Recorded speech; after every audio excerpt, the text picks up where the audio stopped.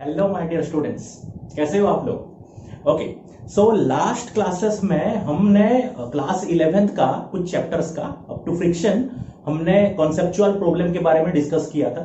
ठीक है, आज से हम क्लास 12 का कुछ चैप्टर्स स्टार्टिंग से हम उसका कॉन्सेप्चुअल प्रॉब्लम्स के बारे में डिस्कस करेंगे। ठीक है ना, इलेक्ट्रोस्टैटिक्स के। तो इलेक्ट्रोस्टैटिक्स, चार्ज एट रेस्ट में चार्ज रहता है तो उसके वजह से क्या क्या फेनोमेनन देखने को मिलता है, उसके वजह से हम थोड़ा बहुत कॉन्सेप्ट के ऊपर आपको याद होगा। That is Coulomb's law. पहला कि दो चार्ज है, उनके बीच में डिस्टेंस आर है, तो दोनों का बीच में जो फोर्स लगेगा, इलेक्ट्रोस्टैटिक फोर्स ऑफ अट्रैक्शन हो या रिपल्शन हो, सेम चार्ज हुआ तो रिपल्सन, ऑपोजिट चार्ज हुआ तो अट्रैक्शन, दैट इज बराबर कितना होगा 1/4πε0 Q1 Q2 upon R square होगा। ठीक है ना। उसके बाद अगर कोई भी अगर डाइइलेक्ट्रिक मतलब मीडियम में, कोई भी अगर मीडियम में अगर हम वो दो चार्ज को डाल देंगे तो फोर्स का वैल्यू कितना हो जाएगा 1/4πε, that is epsilon naught into epsilon R Q1 Q2 upon R square हो जाएगा जो फोर्स होगा। दैट इज उसके बाद electric field due to a point charge कितना होगा KQ/R, that is 1/4πε0 source charge by R, जो पॉइंट का डिस्टेंस अगर R है तो वहां पे इलेक्ट्रिक फील्ड का वैल्यू होगा। लाइन चार्ज डेंसिटी क्या होता है Q by length, dQ/dl, that is आप बोल सकते हो कि लेमडा, उसको हम लेमडा में रिप्रेजेंट करते हैं। चार्ज बाय एरिया हो जाता है सरफेस चार्ज डेंसिटी, जिसको हम सिग्मा में रिप्रेजेंट करते हैं। और आपका Q/V मतलब क्या वॉल्यूम चार्ज डेंसिटी, और उसको हम रो में रिप्रेजेंट करते हैं। ठीक है, कुछ कुछ जो electric field due to a line charge कितना होता है लैम्बडा बाय 2πε0 R होता है। तो ऐसे जो फॉर्मूला है इलेक्ट्रोस्टैटिक्स का, उसका इस्तेमाल करके कुछ कॉन्सेप्चुअल क्वेश्चन आज हम डिस्कस करेंगे। तो चलिए चलते हैं, पहला क्वेश्चन क्या बोल रहा है देखते हैं। ओके, पहला क्वेश्चन बोल रहा है a long wire with uniform charge density lambda is bent as shown in the figure. ये फिगर में ये जो वायर है देखो, लॉन्ग वायर है, इधर गया है बहुत लंबा, इधर भी बहुत लंबा, और ये वाला क्रॉस सेक्शन, ये वाला सेक्शन आपको दिख रहा है। ठीक है ना, ये वाला सेक्शन आपको दिख रहा है। Determine the electric field intensity eight O। ये O में आप इलेक्ट्रिक फील्ड इंटेंसिटी कितना होगा आप ढूंढिए इसके वजह से। ठीक है, तो यहां पे चार्ज तो यूनिफॉर्मली चार्ज यूनिफॉर्मली फैला हुआ है और लाइन चार्ज डेंसिटी लैम्बडा है। ओके, यहां पे देखो तीन सेक्शन में इसको हम बांट सकते हैं। ठीक है ना, ये वाला जो दिख रहा है डायग्राम, इसको तीन सेक्शन में बांट सकते हैं। ये वाला स्ट्रेट वाला सेक्शन अप टू दिस, ये वाला हो गया सेक्शन 1। ये वाला सेक्शन देखिए, ये भी स्ट्रेट वाला सेक्शन 2। और एक देखिए ये सर्कल का 1/4 हिस्सा, मतलब एक सर्कल का 1/4 हिस्सा जो होता है वो है ये, और ये है सेक्शन 3। तो ये तीनों सेक्शन के वजह से हमको ये पॉइंट O में हमको इलेक्ट्रिक फील्ड इंटेंसिटी कितना है जानना है। ओके, कैसे होता है मैं थोड़ा सा बता देता हूं। मान लीजिए कि एक वायर है, ऐसे वायर है, ठीक है ना, ऐसे वायर है।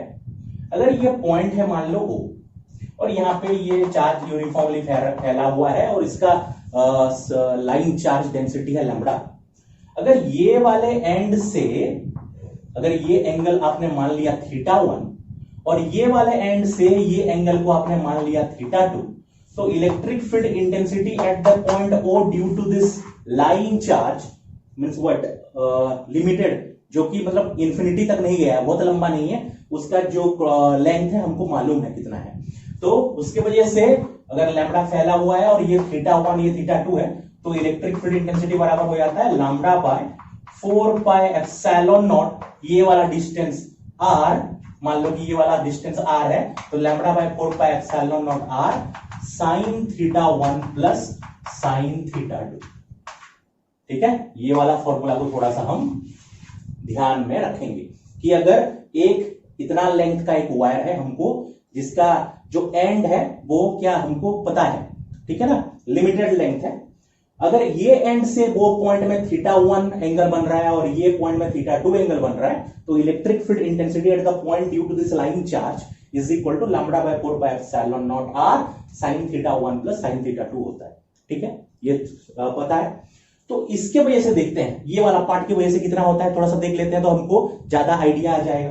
तो मान लो कि एक ऐसा एक लाइन चार्ज है और ये फैला हुआ है बहुत लेंथ अप टू इंफिनिटी मान लो, और ये है पॉइंट आपका, ये पॉइंट है मान लो r दूरी पे है ये वाला, बस एक नंबर सेक्शन को देख रहे हैं, देखो एक नंबर सेक्शन को देख रहे हैं, इसके वजह से यहां पे पॉइंट O है और ये इंफिनिटी तक फैला हुआ है, इसका लाइन चार्ज डेंसिटी लैम्बडा है।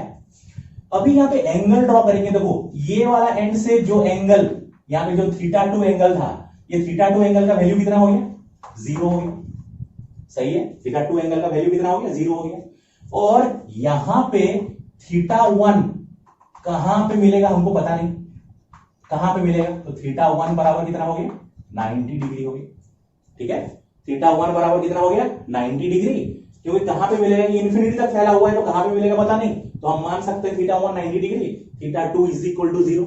ये वाला फॉर्मूला में पुट कर देंगे तो कितना आ जाएगा, E इज इक्वल टू, मान लो कि ये एक्स एक्सिस है ना, ये एक्स एक्सिस है, E एट एक्स एक्सिस ऐसे, तो E at x axis is equal to कितना हो जाएगा, पुट कर देंगे तो lambda by 4 pi epsilon naught r sine θ1 के बदले 90 degree sine 91 plus sine of 0 θ2 sine 0 0, that is E at x axis आ गया 4 by epsilon naught r, lambda by 4 pi epsilon naught r, ये आ गया, ये इसके वजह से एक्स एक्सिस में ऐसे हॉरिजॉन्टली उसका इलेक्ट्रिक फील्ड ये आ गया। ध्यान देने वाली चीज ये है कि अभी ये वाला लेंथ के लिए कैसे कैसे इलेक्ट्रिक फील्ड आता है, थोड़ा सा ध्यान से देखो, ये कॉन्सेप्ट थोड़ा सा इंपॉर्टेंट है। ये था, ये इंफिनिटी तक फैला हुआ है, इस पॉइंट में इलेक्ट्रिक फील्ड, अगर ये टोटल का टोटल इंफिनिटी लेंथ का होता तो इलेक्ट्रिक फील्ड इधर ही रहता, अगर ये टोटल का टोटल इधर भी इंफिनिटी लेंथ का रहता तो इलेक्ट्रिक फील्ड ऐसे रहता, लेकिन यहां पे देखो फिक्स है, ये वाला एंड के साथ ये फिक्स है, तो EX भी रहेगा, EX भी रहेगा, और यहां पे इसके वजह से जो इलेक्ट्रिक फील्ड आएगा वो EY भी रहेगा, मतलब इलेक्ट्रिक फील्ड का X कंपोनेंट भी रहेगा, इलेक्ट्रिक फील्ड का Y कंपोनेंट भी रहेगा, और उसका वैल्यू भी वही lambda by 4 pi epsilon naught r ही होगा। मतलब अगर ये एक ऐसे इधर है क्या लाइन फैला हुआ है, लाइन चार्ज ऐसे फैला हुआ है, तो ये पॉइंट में आप क्या करना, डायरेक्टली समझ लो कि EX की तरफ भी होगा और EY की तरफ भी होगा, और दोनों का मैग्नीट्यूड समान होगा, वो हो गया lambda by 4 pi epsilon naught r। उसके बाद इसके लिए देखो ये वाला सेक्शन, तो लंबा वाला सेक्शन के लिए पता चल गया, तो ये हम अप्लाई कर सकते हैं। अगर हम ये कर्व्ड वाला पोर्शन के लिए दें, ठीक है, क्वार्टर ऑफ ए सर्कल, ये जो क्वार्टर ऑफ ए सर्कल है, ये क्वार्टर ऑफ ए सर्कल है, हमको ये वाला पॉइंट में उसका जो सर्कल का सेंटर है, सेंटर जहां पे आएगा, ये वाला पॉइंट में हमको जानना है। इसके वजह से भी इलेक्ट्रिक फील्ड का एक्स कंपोनेंट और इलेक्ट्रिक फील्ड का वाई कंपोनेंट यहां पे आएगा due to this line charge. ये जो क्वार्टर ऑफ द सर्कल है, इसके वजह से ये पॉइंट में भी EX और EY आएगा, और उसका भी value lambda by 4 pi epsilon naught r। अगर ये रेडियस r है, ये रेडियस r है, तो EX is equal to lambda by 4 pi epsilon naught r, और इधर EY इज इक्वल टू भी lambda by 4 pi epsilon naught r ही होता है। ठीक है, इतना कॉन्सेप्ट जानने के बाद अभी हम ये क्वेश्चन में आएंगे कि टोटल ये जो लाइन है, ये वायर है, ये जो लाइन चार्ज फैला हुआ है ये वाला सेक्शन के लिए, वो पॉइंट O में इलेक्ट्रिक फील्ड का वैल्यू कितना होगा। ध्यान से, due to 1, due to 2, due to 3, so net electric field at point E net बराबर हो जाएगा E1 plus E2 plus E3, vector addition, because electric field intensity is a vector quantity होता है। ठीक है, 1 के वजह से कितना होगा, देखो 1 के वजह से ड्यू टू 1, एक नंबर वायर की वजह से, अभी भी बताया, बस बाकी को भूल जाओ, बाकी जो है उसको भूल जाओ, बस ये ऊपर वाले को देखो। इसके वजह से x में भी आएगा और इधर आएगा y की वजह से, इधर आएगा EX ऑफ ड्यू टू 1, ये आएगा EY ड्यू टू 1। सही है, जैसे बताया था, इधर EX1 EY1 और वैल्यू कितना होता है lambda by 4 pi epsilon naught r। ठीक है, तो हो जाएगा that is E1 vector is equal to, आप लिख सकते हो कितना, lambda by 4 pi epsilon naught R किस डायरेक्शन में है, पॉजिटिव एक्स एक्सिस में है, तो I cap plus E Y का मैग्नीट्यूड वही lambda by 4 pi epsilon R, लेकिन देखो नेगेटिव वाई एक्सिस में है, तो minus lambda by 4 pi epsilon naught R J cap. Minus indicate ये कर रहा है कि ये पॉजिटिव वाई एक्सिस में ना हो कि नेगेटिव वाई एक्सिस में है, तो दैट इज इसको सजा के लिख देंगे तो lambda by 4 pi epsilon naught R I cap minus lambda by 4 pi epsilon naught R J cap, ये आ गया U1। ऐसे ड्यू टू 3 के वजह से ये 2 के वजह से कहां होगा, अभी इसको 1 को बाकी पार्ट को भूल जाओ, सिर्फ 2 सेक्शन को देखो, सिर्फ 2 को। 2 के वजह से एक्स एक्सिस में इस तरफ रहेगा, 2 के वजह से एक इस तरफ रहेगा E ऑफ Y, और 2 के वजह से बाकी जो रहेगा इधर रहेगा, that is E of X। ये 2 के वजह से, ये देखो ये लाइन है ना, ऐसे था, तो ये पॉइंट में जानना है, तो एक तो ऐसे रहेगा और बाकी के लिए Y में मतलब ऐसे रहेगा, ठीक है, दैट इज इक्वल टू कितना हो जाएगा, क्या आप लिखेंगे, देखो इसके लिए EX देखो नेगेटिव एक्स एक्सिस में है, तो क्या लिख देंगे, that is E2 vector is equal to, आप लिख सकते हो minus lambda by 4 pi epsilon naught R I cap. Minus sign क्या इंडिकेट कर रहा है, दैट इज ये नेगेटिव एक्स एक्सिस की तरफ है उसका एक्स कंपोनेंट, और ये देखो पॉजिटिव वाई एक्सिस की तरफ है, तो plus lambda by 4 pi epsilon naught R J cap. सही है। उसके बाद नेक्स्ट जो कर्व सेक्शन है, क्वार्टर पे सर्कल है, वहां पे क्या बताया, एक एक्स एक्सिस में, एक वाई एक्सिस में, एक एक्स एक्सिस में और एक वाई एक्सिस में, और इधर EX और ये EX ड्यू टू 3, तो क्या वैल्यू होता है, same lambda by 4 pi epsilon naught R, तो E3 की वजह से कितना हो जाएगा, E3 इज इक्वल टू कितना हो जाएगा, दैट इज इक्वल टू, दोनों ही पॉजिटिव में है, मतलब lambda by 4 pi epsilon naught R I cap plus lambda by 4 pi epsilon naught R J cap. सही है। सो तीनों सेक्शन के लिए इलेक्ट्रिक फील्ड का वैल्यू हमने नाप लिया। अभी सबको प्लस कर देते हैं, वेक्टर एडिशन कर देते हैं, तो देखो क्या होगा, plus lambda by 4 pi epsilon are I cap minus lambda by 4 pi epsilon are I cap, ये और ये कट गया, तीनों को प्लस करना है, तो ये प्लस प्लस कट गया, minus lambda by 4 pi epsilon are J cap plus lambda by 4 pi epsilon are J cap cut गया, सिर्फ बचा क्या, ये वाला बच गया, ठीक है ना, ये दोनों तो एक दूसरे को कैंसिल कर दिए, तो सिर्फ ये वाला पार्ट बच गया, तो E net is equal to क्या लिख सकते हैं, that is E net vector is equal to lambda by 4 pi epsilon naught R I cap plus lambda by 4 pi epsilon naught R J cap. तो ये आ गया net electric field intensity at that point due to this section of the wire, ठीक है ना। तो बोला है क्या, determine the electric field intensity eight ओ, मतलब इलेक्ट्रिक फील्ड इंटेंसिटी का क्या पूछा है, मैग्नीट्यूड। तो एक वेक्टर दिया है, उसका मैग्नीट्यूड कैसे ढूंढते हैं, आई कैप का जो कंपोनेंट है उसका स्क्वायर प्लस जे कैप का जो कंपोनेंट है उसका स्क्वायर का अंडर रूट, दैट इज, इसको थोड़ा सा पॉज करके लिख देना, दैट इज डायरेक्टली यहां पे लिख रहा हूं magnitude, that is equals to E का मैग्नीट्यूड, ई वेक्टर का मैग्नीट्यूड इज इक्वल टू इसका स्क्वायर प्लस इसका स्क्वायर का under root, that is lambda by 4 pi epsilon naught R square plus lambda by 4 pi epsilon naught R square का under root, that is 2 into lambda by 4 pi epsilon naught R का square का under root, that is root 2 lambda by 4 pi epsilon naught R. This is the net electric field intensity at that point due to this section of the wire where the line charge density is lambda. ठीक है।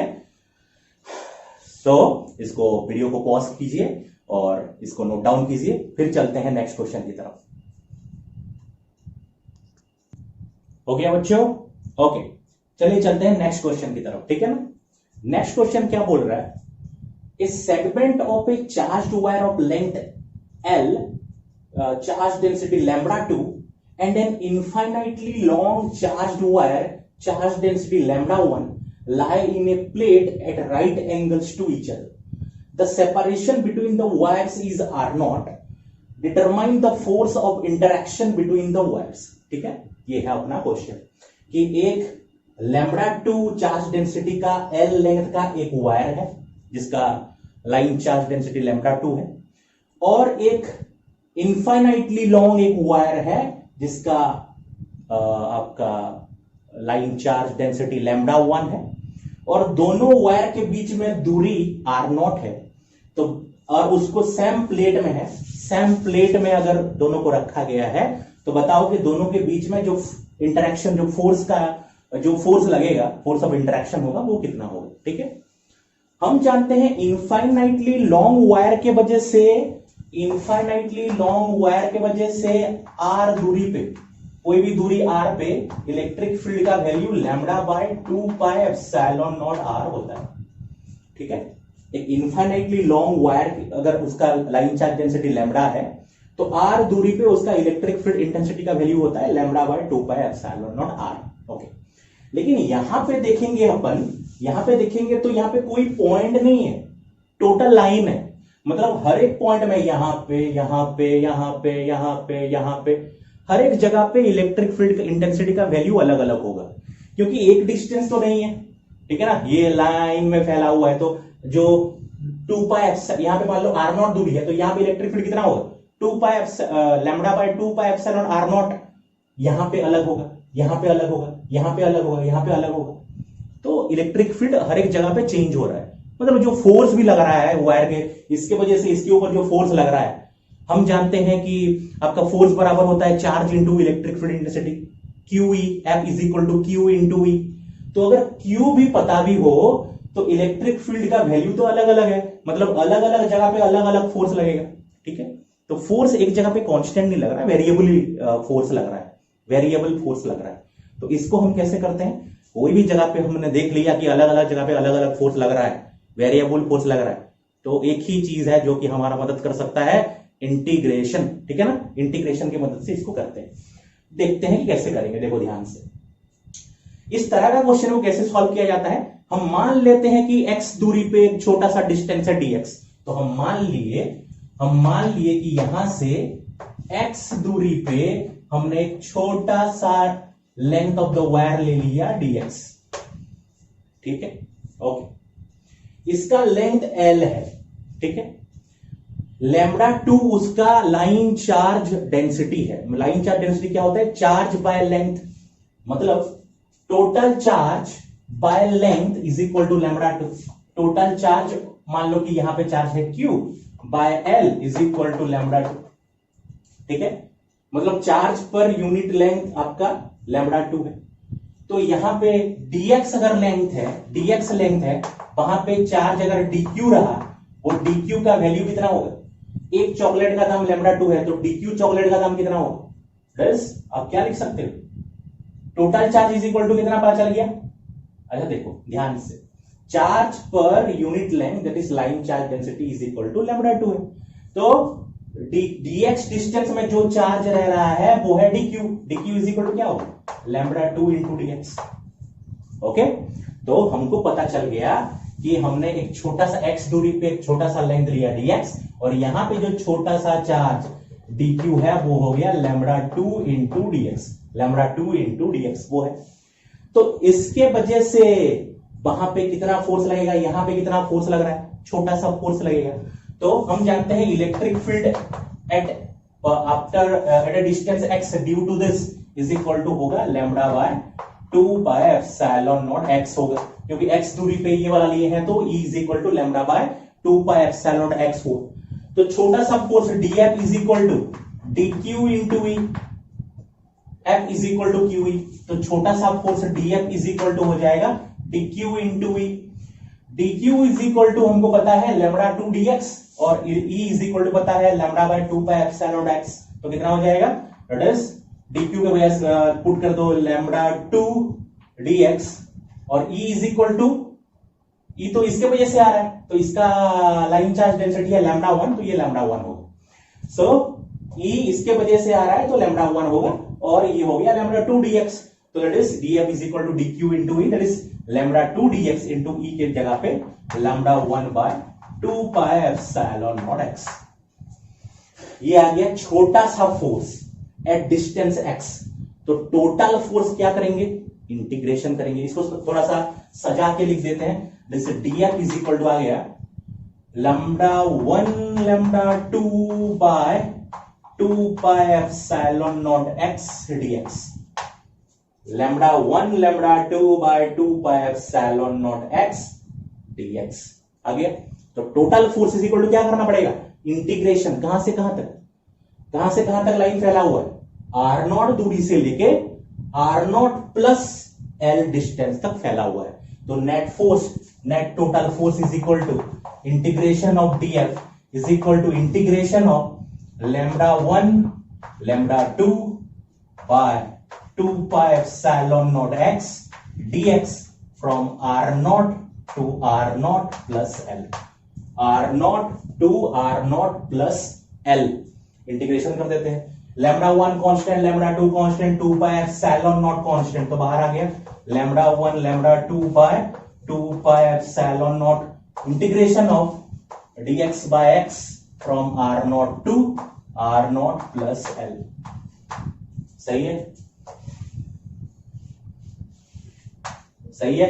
इसका integration करेंगे तो कितना आएगा, इसका integration करेंगे तो कितना आएगा, dx by x का natural logarithm of x ln x, that is equals to, यहां से लिख सकते हैं f equals to lambda 1 lambda 2 by 2 pi epsilon naught ln x, कहां से कहां तक, r0 से r0 प्लस l। सही है। तो ये डायग्राम थोड़ा सा मिटा देते हैं, वहां पे कैलकुलेशन करेंगे, वीडियो पॉज करके नोट डाउन कर लेना थोड़ा सा।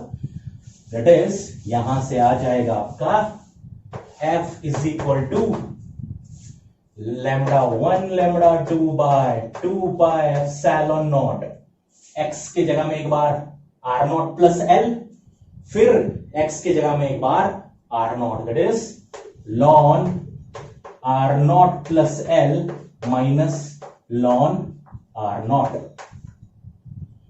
ठीक है, x की जगह पे एक बार r0 plus l minus x की जगह में एक बार r0। ln a minus ln b क्या होता है, ln a by b, that is equals to, सही है ना, ln a minus ln b is equal to ln a minus ln b is equal to ln a by b, that is lambda 1 lambda 2 by 2 pi epsilon naught ln of r0 plus l by r0, और इसको फिर calculate कर दो, r0 by r0 1 plus l by r0, that is f is equal to lambda 1 lambda 2 by 2 pi epsilon naught ln 1 plus l by r0। This is the force acting on that wire L, length L, and line charge density lambda 2 due to the infinitely long wire which has the line charge density lambda 1। Video को pause कीजिए, कोई भी doubt है comment section में comment दीजिए, पहले video को pause करके इसको नोट डाउन कर लीजिए, फिर चलते हैं नेक्स्ट क्वेश्चन की तरफ। लिख लिया बच्चों, आज तो टाइम हो चुका है, ठीक है, टाइम हो चुका है, टाइम का ध्यान ही नहीं रहा प्रॉब्लम कराते कराते। ओके, सो नेक्स्ट क्लास में भी हम इलेक्ट्रोस्टैटिक्स, भाई इलेक्ट्रोस्टैटिक्स का ही और कुछ कॉन्सेप्चुअल प्रॉब्लम लेके मैं आऊंगा, उसका हम प्रैक्टिस करेंगे। आज के क्लास का वीडियो को पार्ट बाय पार्ट आप देखना, कोई भी डाउट है तो कमेंट सेक्शन में कमेंट जरूर करना, और वीडियो को सबके साथ शेयर करो, लाइक एंड सब्सक्राइब भी करो, ठीक है ना। फिर मिलते हैं एक नया क्लास में कुछ नया कॉन्सेप्चुअल क्वेश्चन के साथ। Thank you.